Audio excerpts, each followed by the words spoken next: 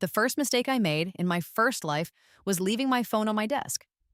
The second was trusting the woman sitting at the desk opposite mine. This time, leaving my phone behind was not a mistake. It was bait. Through the slight gap in the restroom door, the polished surface of the main office floor reflected the scene like a distorted mirror. I watched the reflection of Jessica's perfectly manicured crimson nails, the same shade she'd worn that day a lifetime ago, tap confidently on my phone's screen. One swipe, a tap on delete. And just like that, my interview confirmation with Zenith Corp vanished into the digital ether. It was happening again. A metallic taste, the bitter copper of déjà vu, flooded my mouth. I saw her shoulders relax in the reflection, a minute sigh of satisfaction she thought was unobserved. She placed the phone back on my desk, angling it precisely as I had left it. A ghost of a smile played on her lips before she schooled her features into a mask of benign indifference, turning back to her own monitor. In my previous life, the discovery sent me into a spiral of frantic, tearful panic. I'd spent hours on the phone with HR, unable to prove I ever had an interview, sounding more unhinged with every desperate plea. I had been a mouse in her trap. This time, watching her through the warped reflection, I was the scientist observing the mouse. My chest tightened, but the sensation was different now. It was that same vicious cocktail of white-hot rage and chilling vindication, yet the proportions had been inverted. The rage was no longer a consuming fire. It was a cold, dense star of energy in my core. The vindication, however, was glorious. It was the ultimate proof that I wasn't insane, that my memories of a future that had already passed were real. She was exactly who I remembered her to be, and she was performing her part in this tragic play with perfect, predictable malice. I pushed the restroom door open, the soft hydraulic hiss silencing the low hum of the office. She looked up, her fake innocent smile clicking into place. "Oh, Maya, you were in there for a while. Everything all right?" "Just freshening up," I said, my voice even, betraying none of the storm within. "Ready for the final push on the quarterly reports." I walked back to my desk, my gaze deliberately avoiding my phone. I could feel her watching me, waiting for the moment of discovery, the inevitable breakdown she so enjoyed engineering. Let her wait. The Zenith Corp interview is scheduled for 10 a.m. tomorrow. In just under 18 hours, she believes my last and best chance at their coveted executive program will have been irrevocably destroyed. She thinks I am cornered, that this job, this miserable stepping stone where she reigns as the office's petty tyrant, is all I have. She sees my ambition as a threat to her own stagnant career and has decided once again to amputate it. What Jessica doesn't know is that 3 other offers, contingent, of course, on my gracefully exiting my current role, are burning a hole in my encrypted, password-protected email folder. Goldman Sachs, McKinsey, and a particularly aggressive offer from Tesla. They are my parachute, my war chest, and my sword, all rolled into one. She thinks she's playing checkers with a pawn, but she's facing a queen who has already seen the entire board, memorized every move, and knows the outcome of a game that ended in tragedy. Jessica doesn't know that I already died once, my career and spirit crushed under the weight of her relentless sabotage. She doesn't know I came back armed with the one thing she could never account for, the future. I didn't pick up my phone. Leaving it there, a silent testament to her crime, was a more powerful statement. I sat, the familiar cushion of my office chair feeling different beneath me, charged with an alien energy. My fingers flew across the keyboard, not with the frantic rhythm of report writing, but with the calm, deliberate keystrokes of a predator setting a snare. I opened my personal email, navigated to the encrypted folder labeled contingency, and selected the 3 gleaming PDF files within. I attached them to a new message, addressed it to Jessica's corporate email, and typed the subject line that had been screaming in my mind for what felt like a lifetime. Oops, wrong inbox. I hit send. Then I stood up. The sound of my heels on the cheap office linoleum was a sharp staccato beat in the otherwise monotonous drone of keyboards and air conditioning. A few heads lifted from their monitors, their faces passive with mild curiosity. I didn't look at them. My eyes were fixed on the back of Jessica's head as I closed the distance between our desks.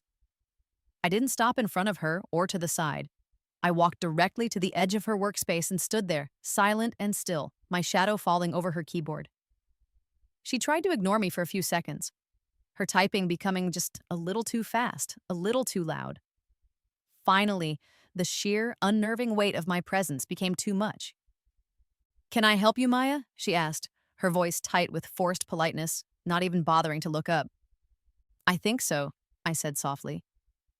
A notification chimed from her computer speakers, the little ping of a new email.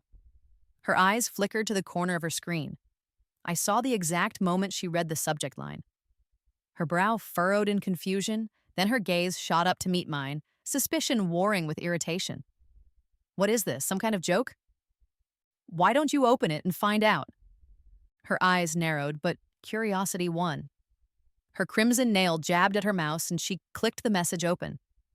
For a moment, there was nothing but the low hum of her computer. Then, a sharp, choked intake of breath. Her face, which had been a mask of smug superiority just moments before, began to crumble. The logo seemed to leap off the screen, stark and impossibly prestigious. The elegant blue of Goldman Sachs. The austere, authoritative font of McKinsey & Company. The sleek, futuristic branding of Tesla. "Maya, what is this?" Her voice was a reedy whisper, all its manufactured confidence gone. It cracked on my name. These are offer letters." "Very good, Jessica, you can read. Senior Strategic Analyst, Tesla. Pleased to offer you a starting compensation package of," she mumbled, scrolling frantically, her hand trembling. This is fake. You faked these. This has to be a sick prank." "Does it?" I leaned forward, resting my palms on her desk, bringing my face closer to hers. The scent of her expensive, cloying perfume filled my nostrils, the same scent that had haunted my nightmares. "Do you really want to be the one to call the director of global recruitment at Goldman Sachs and ask if their offer is legitimate? I can forward you his direct line if you'd like. I'm sure he'd be fascinated to hear from one of my colleagues." Her jaw worked, but no sound came out. The blood was beginning to drain from her face, leaving behind a pasty, mottled canvas of shock. "Why?" she finally managed to get out. "Why are you showing this to me?" "I just figured you should be kept in the loop," I said, my voice dropping to a conspiratorial hush that made the two junior analysts at the next desk bank look over. "Since you've taken such a keen, personal interest in my career prospects. So keen, in fact, that you were just personally managing them on my phone for me not 5 minutes ago while you thought I was in the restroom." That was the kill shot. The last vestiges of color vanished from her cheeks. She looked like a ghost, haunted by a truth she thought was safely buried. I don't know what you're talking about." "No, that's a shame." I straightened up, clasping my hands behind my back. Memory can be a tricky thing. That's why it's so important to document things properly. For example, I just sent a brief follow-up email. You should have received it by now. Her terrified eyes darted back to her screen. With a convulsive twitch, she clicked back to her inbox. The new email was there, sitting malevolently above the one with the offers. The sender was me. The recipient was her. And the CC field contained a single, devastating name, the head of human resources. "Read that subject line for me, Jessica," I commanded, my voice cold and clear. Her lips trembled. "Query regarding corporate device security and privacy policy?" "Precisely," I purred. "Just a quick, time-stamped query about the security of our work devices. Mentioned I had some concerns about my phone being accessed without my authorization while I was away from my desk. I noted the most recent incident occurred at approximately 4:15 p.m. today. I'm sure if HR has any follow-up questions, the overhead security cameras can fill in any blanks. It's amazing what they can see, isn't it? The precise angle of a hand, the swipe of a finger on a screen." "You can't," she breathed, shaking her head in frantic denial. "You can't prove anything." "I don't have to," I said, turning away from her. The show was over. I've already won. As I walked back to my desk, I glanced down at my smartwatch. The custom face I'd programmed glowed back at me, a silent partner in my revenge. A digital countdown ticking down relentlessly. Zenith Corp interview, 17 hours, 23 minutes, and 45 seconds. The timer wasn't for me anymore. It was for her. It was the sound of her world running out of time. Behind me, there was only a profound, suffocating silence.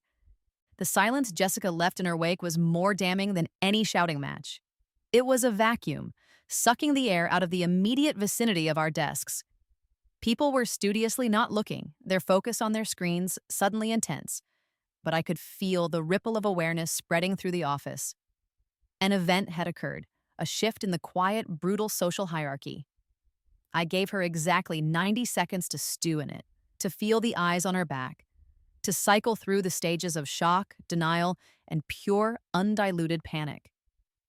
Then, I picked up my laptop, slid it into its case, and walked with unhurried purpose to the small glass-walled conference room at the center of the floor. I tapped the booking screen on the door, reserving it for an hour under the pretense of a client call. Privacy was essential for what I knew was coming next. From my new perch, the office became a diorama. The sound was gone, replaced by the gentle hum of the room's dedicated air conditioner, but the view was perfect. I watched Jessica snatch her handbag, her movements jerky and uncoordinated. She fumbled with the clasp, pulling out her phone with a trembling hand and nearly dropping it. She didn't retreat to the break room or the hallway. Instead, she began to pace a small, frantic circuit around the central pillar, a caged predator looking for a weak point in the bars.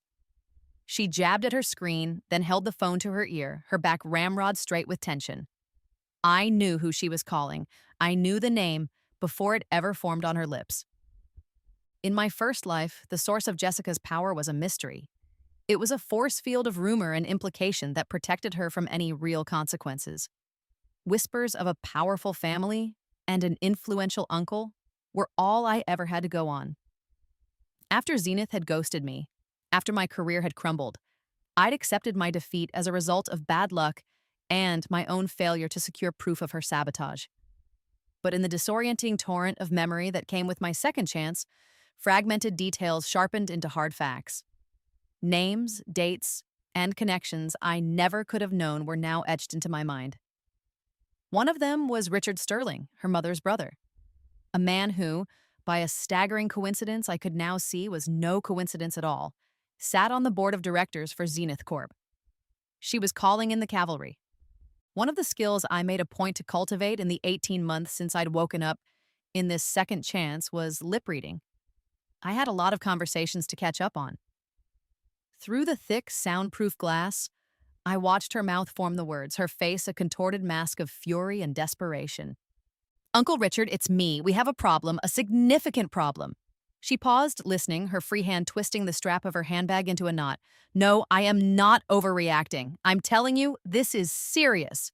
Her eyes, wild and searching, swept across the office floor and locked onto me, sitting calmly in the conference room. A fresh wave of panic seemed to hit her as she realized I was watching. She turned her back to me, but it was too late. I had her.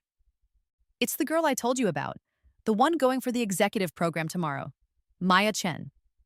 Another pause. I could almost hear the avuncular, dismissive tone on the other end of the line. "The little rival from the office?" "Jessica, don't be so dramatic." Her next words confirmed it. "Don't you dare tell me to calm down. You don't understand what she just did. She knows. Somehow, she knows everything." She started pacing again, her voice, even when imagined, growing higher, more frantic. She walked right up to my desk and sent me 3 other offers she has. 3, Uncle Richard, from Goldman, McKinsey, and Tesla. I saw them. The salary figures, it's insane. She has them locked in. This isn't some girl hoping for a job. She's a free agent with a fistful of aces. Her posture changed. The panic was morphing into indignation, the entitled anger of someone whose power was being challenged for the first time. "What do you mean? How is that my problem?" "It's our problem.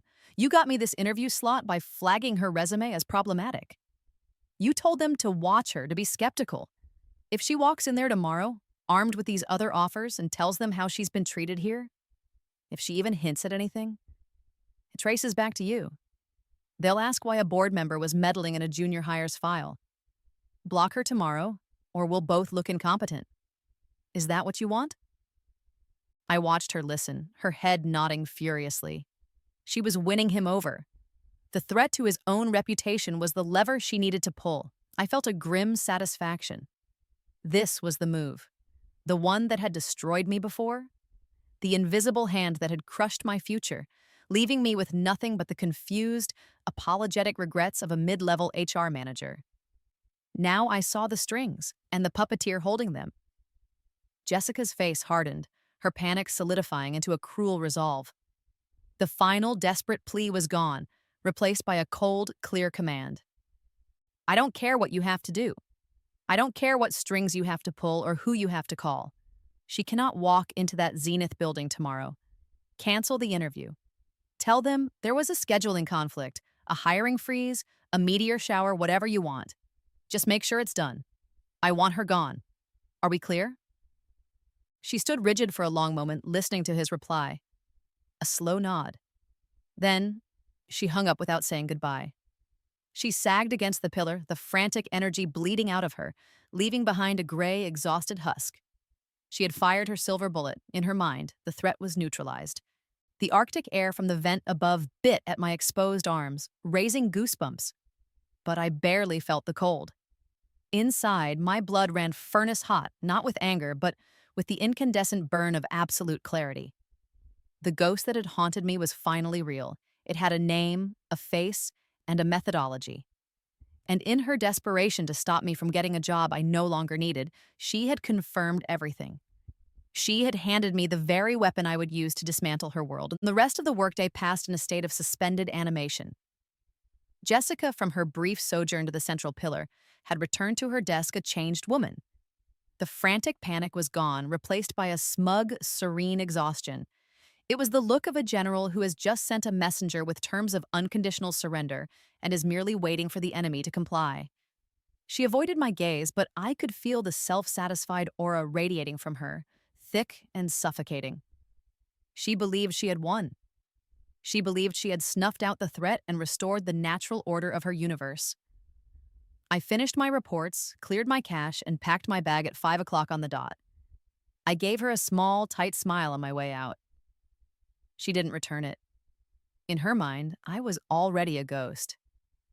The walk to the subway was cool, the evening air a welcome balm after the recycled chill of the office.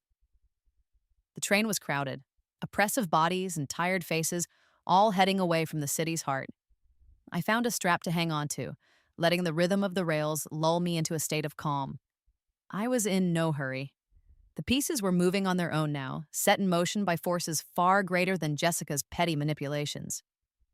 The buzz came as I was walking the final 3 blocks to my apartment. It was a single, sharp vibration from the phone in my pocket. I didn't need to look. I knew what it was. I waited until I was inside, the door locked securely behind me before I retrieved it. There, on the screen, was the email. The subject line was a masterpiece of corporate cowardice. Update regarding your interview with Zenith Corp. Dear Maya Chen, thank you again for your interest in the Executive Development Program. Due to unforeseen scheduling conflicts, we must unfortunately cancel your interview scheduled for tomorrow, June 6th. We understand this is disappointing news, and we apologize for any inconvenience this may cause. We will keep your application on file for any future openings. Sincerely, Zenith Corporation Human Resources. I read it twice. The bland, impersonal text that had shattered my spirit in another lifetime now read like a declaration of victory. Unforeseen scheduling conflicts. I pictured Uncle Richard making a gruff, important-sounding phone call to some terrified subordinate. Apologize for any inconvenience. The sheer, galling hypocrisy of it was a thing of beauty. In my first life, this email had been a death sentence. It had sent me into a tailspin of self-doubt and despair. I had called, I had begged, I had tried to understand what I had done wrong. The silence from their end was my only answer. Tonight, I felt nothing but a profound, icy calm. I navigated away from the email, opened the Tesla offer letter one last time, and digitally signed my name on the final page. The document automatically uploaded to their portal, and a moment later, a confirmation email arrived. Welcome to the team, Maya. Jessica believed her little drama today was the main event. She will go to bed tonight, sleep the sound, untroubled sleep of the wicked and the victorious, and come into work tomorrow expecting to see my empty chair. In her small, limited world, she cannot imagine a reality where I am not devastated. She cannot conceive of a plan that extends beyond the four walls of our office. What she will discover, likely through the office gossip mill sometime in the next 12 hours, is that her grand dynasty saving maneuver was utterly pointless. I had already accepted the offer from Tesla that morning, long before her panicked call to Uncle Richard. The signed contract was already locked in, the start date was set, and most importantly, the non compete clause was now in effect. It was a beautiful, restrictive piece of legal poetry, preventing me from working for any direct competitor in the AI or sustainable energy space for 24 months. Zenith Corp, with its burgeoning AI ethics division, was named specifically. Even if they came crawling back, even if they offered me the CEO position on a silver platter, I was now legally, contractually, and irrevocably untouchable. Her checkmate was delivered to a king who had already left the board. For a moment, I allowed myself to feel the ghost of the rage I would have felt. The crushing injustice of it all, the helpless anger of being swatted down by a force you can't see or fight. But it was like trying to remember the pain of a long-healed wound. The scar was there, but the sting was gone. Anger was a luxury I couldn't afford, and more importantly, a tool I no longer needed. My fury had been reforged into something colder, sharper, and infinitely more useful. Resolve. Wasting time being angry at Jessica was like being angry at a storm for raining. It was simply her nature. My focus was now on the source of the storm itself. I pulled up the contacts on my phone, my thumb scrolling past names I hadn't spoken to in years. I stopped on one. David. My first real mentor, a brilliant, cynical senior analyst who had taken me under his wing when I was a terrified intern. He'd left the corporate grind 2 years ago to start his own boutique consulting firm specializing in risk management and corporate investigations. It was time to call in a favor. The phone rang twice before he picked up. "This is David." His voice was the same, a gravelly baritone that always sounded like he was 3 coffees deep and 5 steps ahead of everyone else. "David, it's Maya Chen." There was a half second of silence, then a boom of recognition. "Maya, as I live and breathe, what a surprise. Don't tell me you're finally escaping that snake pit." I smiled. "You could say that. How have you been, David? Is the life of a CEO treating you well?" "It's a headache and a nightmare, and I love every second of it," he chuckled. "Beats making PowerPoints for morons anyway." "What's going on?" "You don't strike me as the type for a social call during the week." "You're right. I resigned from my job today, David." "You're kidding me." The humor in his voice was replaced by genuine surprise. "What finally did it? Did they try to make you use Comic Sans in a presentation again?" "Wait, let me guess. You got the Zenith executive spot. You finally did it. I knew you would." "Funnily enough, no," I said, walking over to my window and looking out at the city lights. "Zenith canceled my interview about an hour ago. I took a position as a senior strategic analyst at Tesla instead." The silence on the other end of the line was deeply satisfying. I heard a low whistle. "Jesus, Maya. From that backwater paper pusher to Tesla? That's not a step up. That's a damn space launch." "Congratulations. Seriously. But what the hell happened with Zenith? I know how much you wanted that. You've been working towards it for years." "It's a long story," I said, "and it's actually the reason I'm calling. I need a favor. And it requires the kind of absolute discretion your new firm is becoming famous for." The line was quiet again, but it was a different kind of silence. He was listening, assessing. "I'm listening," he said, his voice now back to the focused, analytical tone I knew so well. "You sound different, Maya, calm, focused." "Let's just say I've had a significant wake-up call. It made me reevaluate my priorities." "Okay, what's the play?" "The play involves my now former colleague, a woman named Jessica Miller, and more importantly, her uncle, a Zenith board member named Richard Sterling." I heard the soft, scratching sound of a pen on paper. "Sterling," David said, his voice tight. "I know the name. Old East Coast money, sharp elbows, reputation for being ruthless. What's the situation?" "The situation," I said, choosing my words with surgical care, is that for the past 18 months, I have been compiling information. I have reason to believe Mr. Sterling has been using his position on Zenith's board, specifically his seat on the acquisitions committee, for more than just steering the company. I believe he's been leveraging privileged, non-public information about potential takeover targets to make strategically timed personal investments. Front-running, to be specific. The line went dead quiet. Maya, David said slowly, his voice deadly serious. Do you have any idea what you're saying? That's not just a firing offense, that's a federal crime. You're talking about major SEC violations. I'm aware, I said calmly. That's why I'm calling you. I have documents. Encrypted transaction logs, shell corporation deeds, communication records. I got them through unconventional channels, but the data is solid. The problem is, I'm just some girl who got her interview canceled.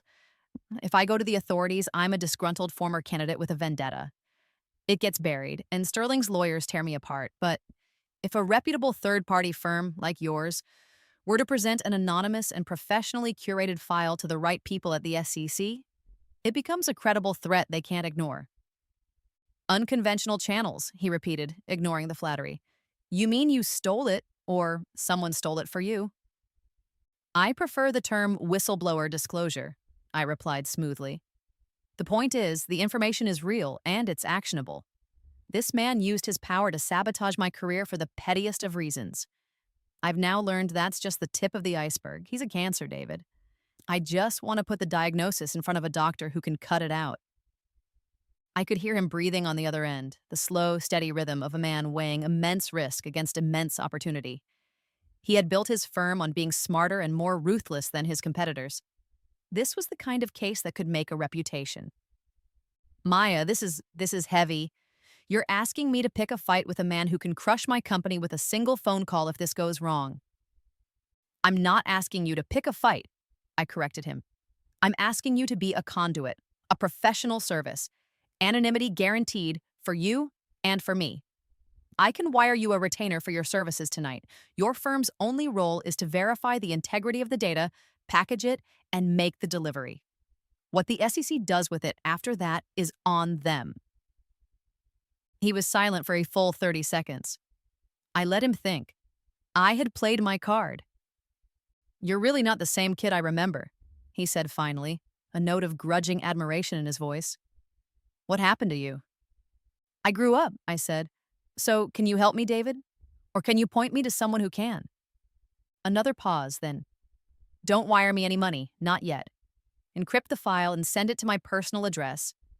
Use the PGP key I sent you for your birthday last year. I'll look at it. No promises. But I'll look at it. For you. That's all I ask, I said. Thank you, David. Don't thank me yet, he grumbled, but the deal was struck. Just be careful, Maya. Dragons like Richard Sterling don't just breathe fire. They burn the whole village down to get at one person. I know, I said, a cold smile touching my lips. But this time, I'm the one bringing the matches. I didn't go into the office the next morning. I let the hours stretch, let the entire company work through the day of my failed Zenith interview. I pictured the whispers, the sympathetic glances I wasn't there to receive, the quiet satisfaction radiating from Jessica's desk. I let her have her victory for 7 full hours. I let her believe the world was exactly as she'd designed it. At 4:30 p.m., when the office would be starting to wind down, when the guards were down and the week was all but over, I walked through the lobby doors. I wasn't dressed in my usual corporate attire. I was wearing the dark, sharply tailored blazer I'd bought for my Tesla onboarding. Power dressing, I believe they call it. The security guard at the front desk, used to seeing me scurry in at 8 a.m., did a subtle double-take. I gave him a nod and strode directly to the elevators. The office was just as I'd pictured it. A low-level hum of activity, people counting down the minutes until 5 o'clock. No one noticed me at first. I didn't go to my desk with its sad, wilting plant and stack of unfiled reports. I walked directly to the main printer, logged in, and printed 2 documents.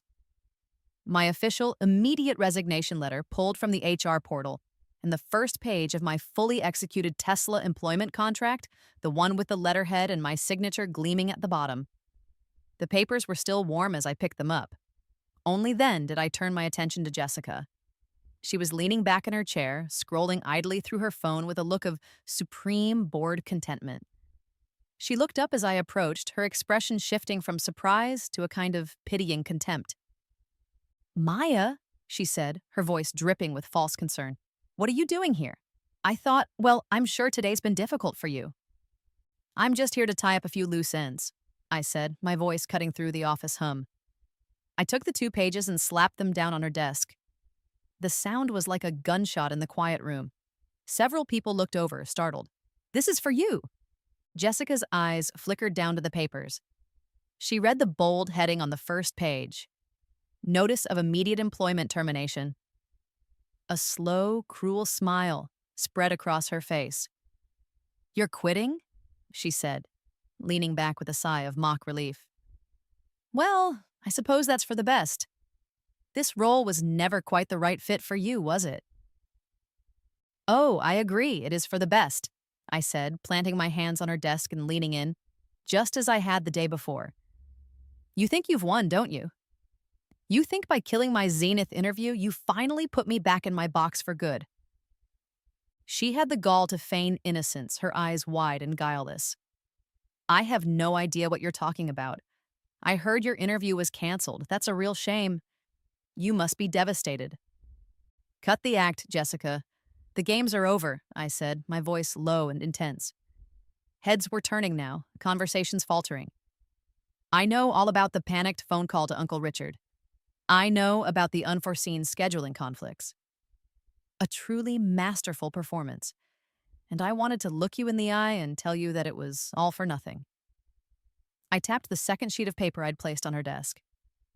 "I signed my new contract with Tesla this morning, before your uncle had even finished his breakfast, while you were still dreaming of your great victory." Her smug expression froze and shattered. Her gaze dropped to the second page. She saw the sleek, instantly recognizable Tesla logo. She saw the title, Senior Strategic Analyst. She saw the astronomical salary, which I had deliberately not redacted.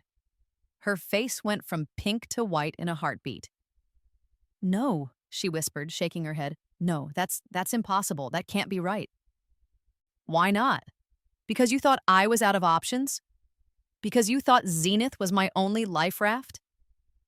Her panic overrode her composure, and the truth, far uglier than I had imagined, came spilling out. "Because I had Uncle Richard blacklist you," she hissed, her voice a venomous whisper that was still loud enough to carry.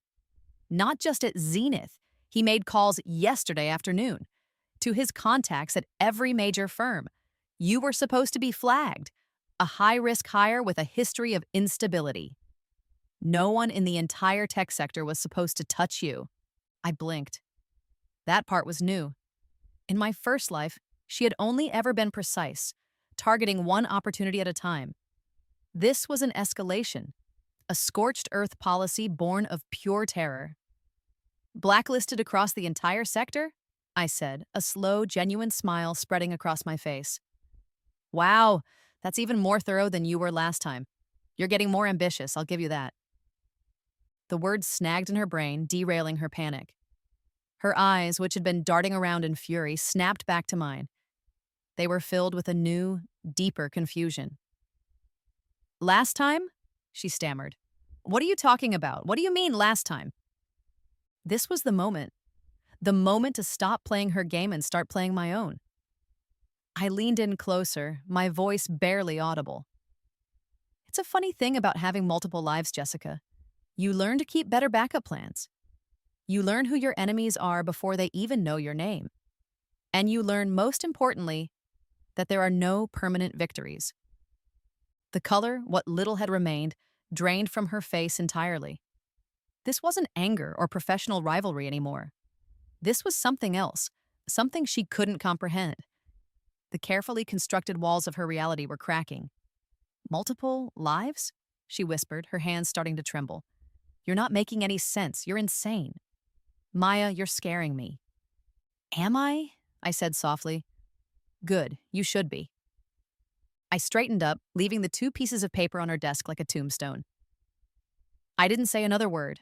I turned my back on her stunned silence, on the gawking faces of our colleagues. I didn't go to my desk to pack up my things. They could mail them to me. I walked towards the glass doors of the exit, my steps even and measured. As I passed the reception area, my eyes drifted up to the large red digital clock on the wall. The numbers were stark. 4:47 p.m. My mind did the quick calculation. David's meticulously compiled data package had been delivered by a bonded courier to the SEC's Regional Enforcement Office at noon. It would take them hours to review, verify, and get an emergency warrant signed by a federal judge. The FBI agents tasked with serving it would be assembling now. They would move on Richard Sterling's penthouse office tower around 8 o'clock, just as he was enjoying his post-dinner scotch. In just over 3 hours, Jessica's entire world, the money, the influence, the untouchable power she wielded like a toy, was going to come crashing down. And she had absolutely no idea it was coming. 6 months. In 6 months, a universe can die and be reborn. I had spent that time at Tesla, throwing myself into work that was challenging and vital, building a new life on the foundation of my reclaimed future. The whispers about my dramatic exit from my old company, followed by the seismic news of Richard Sterling's arrest, had made me something of a legend in certain circles. I was the quiet analyst who had somehow toppled a titan. David's firm was now fielding calls from Fortune 500 companies, his reputation for discretion and lethally effective results cemented. Tonight was a celebration of that new reality. It wasn't my old office holiday party. It was the annual Tech Guild Holiday Gala, a sprawling, opulent affair held in the grand ballroom of a five-star hotel. I was there as a guest of David's, a peer among the city's brightest minds. The air buzzed with champagne-fueled conversation and the soft strains of a string quartet. And through that buzz, I saw her. She was standing alone near a towering ice sculpture, a ghost at the feast. The designer dress she wore hung on her frame, the fabric wrinkled as if she'd been sleeping in it for a week. Her hair was limp, her face pale and gaunt, stripped of its usual mask of makeup and condescension. She looked lost and brittle, a porcelain doll that had been dropped one too many times. Our eyes met across the crowded room, and a jolt of something, recognition, hatred, dread, passed through her. She immediately began pushing her way towards me, a heat-seeking missile of pure desperation. I didn't move. I took a slow sip of my champagne, turned slightly, and waited for her by the fountain, its cascading water a soothing counterpoint to the confrontation I knew was inevitable. Maya. Her voice was a raw, trembling thing, completely alien from the sharp, cutting tone I knew. She came to a stop in front of me, her hands clenched into white-knuckled fists at her sides. "Jessica," I replied, my voice even. "I have to say, I'm surprised to see you here. I wouldn't have thought you were in the mood for celebrating." A sound that was half sob, half laugh escaped her lips. "Celebrating? My uncle had a massive stroke in his holding cell last week. He's paralyzed on his left side. He can't even speak. My mother, she won't leave his side. My family is destroyed. Our accounts are frozen. The lawyers say it's hopeless. The evidence you gave them is too perfect, too airtight. They think he'll die in prison." "That is a shame," I said, my voice devoid of any emotion. I took another sip of champagne, the bubbles fizzing on my tongue. "Don't!" she snapped, a flicker of her old fire returning. "Don't you dare stand there with your champagne and your smug new life and pretend you're anything but the cause of all this. You knew. You somehow knew about the SEC investigation before it happened. Before anyone did. How? What did you do?" "I have my sources." "Was it Tesla?" she demanded, her voice rising. "Did you trade this information for your job? Did you tell your new bosses to destroy my uncle so you could get ahead?" "Let's just say I have excellent timing," I replied, setting my half-empty glass down on the edge of the fountain. "It's always been a gift of mine." "A gift?" she shrieked, and now a few nearby conversations faltered as people turned to look. "You call this a gift? You ruined my life. You destroyed my entire family. And for what? Because I deleted one of your stupid emails? Because I tried to get a job that you wanted?" "It was never about one job, Jessica," I said, my voice dropping. forcing her to lean in and the onlookers to strain to hear. It was never about Zenith. It was about everything. It was about the internship you sabotaged my chances for 4 years ago by spreading rumors that I was unstable. It was about the project you took credit for, the one that got you a promotion. It was about every closed door, every whispered lie, every opportunity you systematically poisoned, not because you wanted it, but because you couldn't bear the thought of me having it.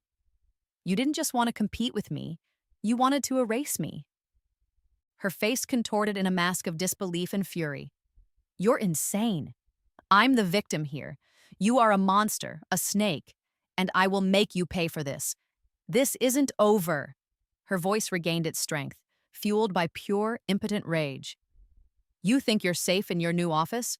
I will tell every single person in this room what you did. I will go to the press. I will burn your reputation to the ground until no one will even share an elevator with you. I will make sure you never work in this city again. Her threat hung in the air, pathetic and hollow. She was a general with no army, a queen with no kingdom, threatening a war she had already lost 100 times over. I let the silence stretch, let her stand there breathing heavily, her chest heaving with exertion. I looked at her, truly looked at her, and saw nothing but a black hole of envy and spite. There was no remorse, no understanding.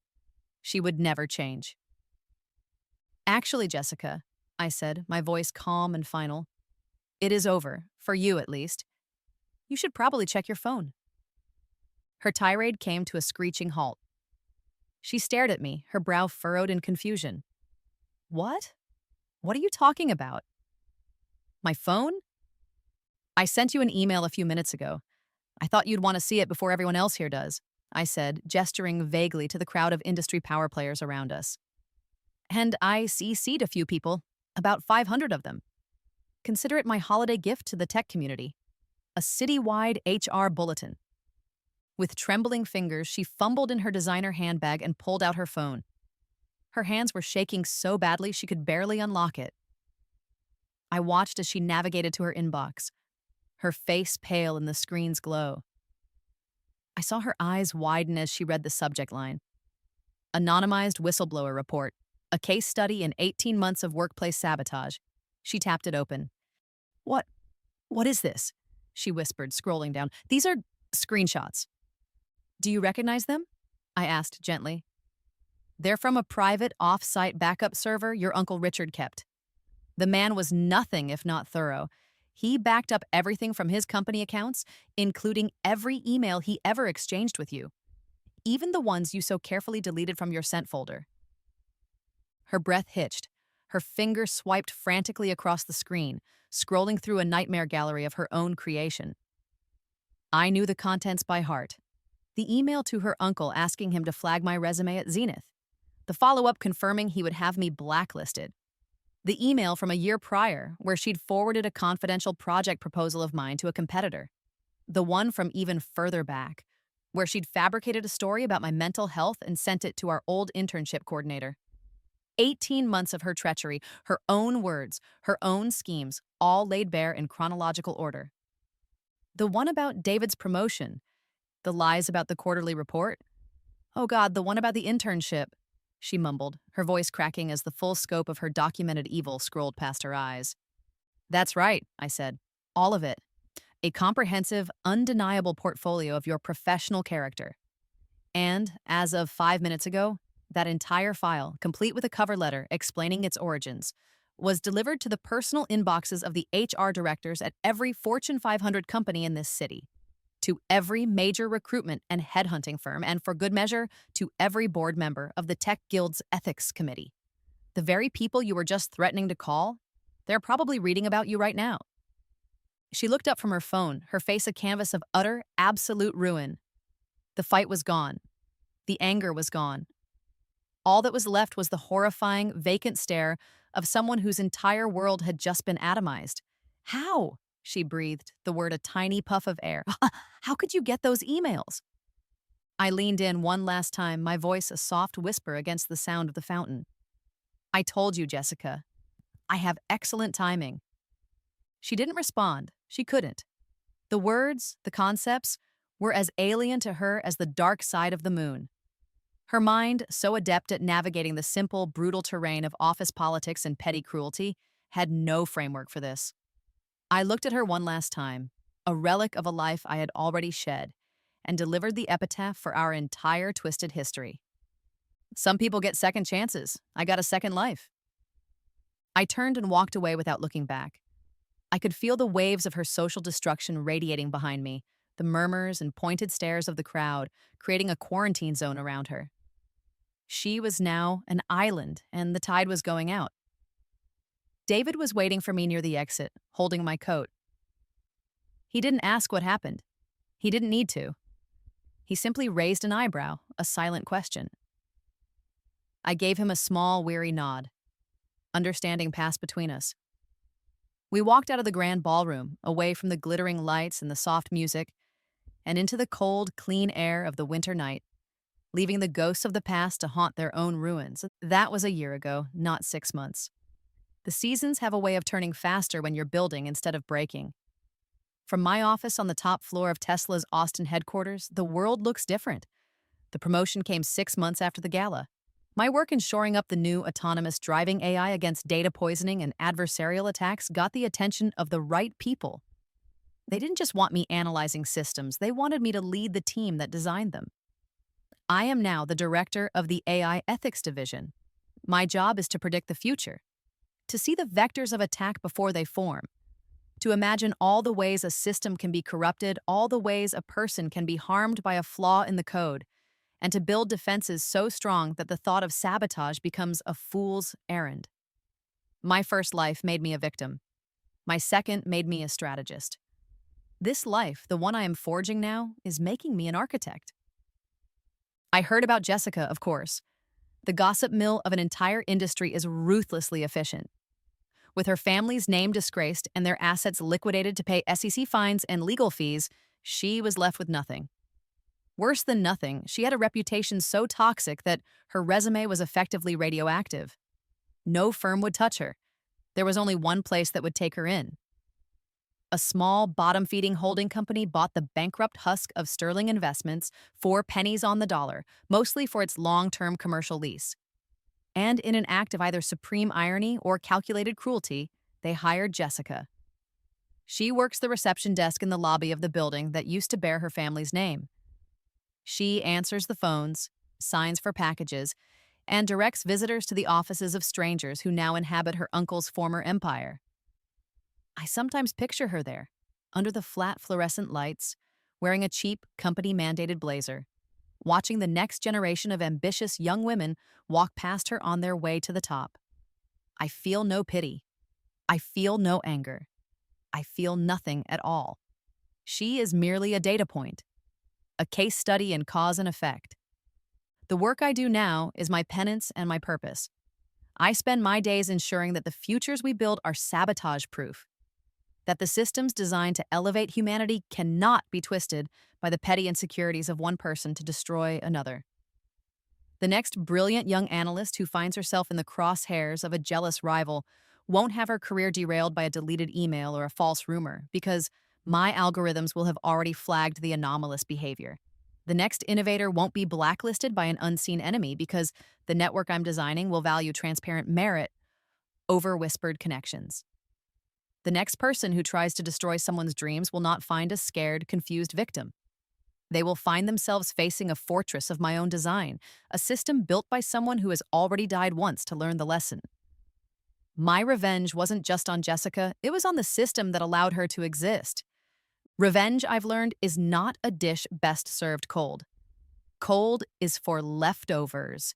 It's a meal best served from a future your enemy could never have conceived of, in a language they can't understand, for a crime they don't even remember committing.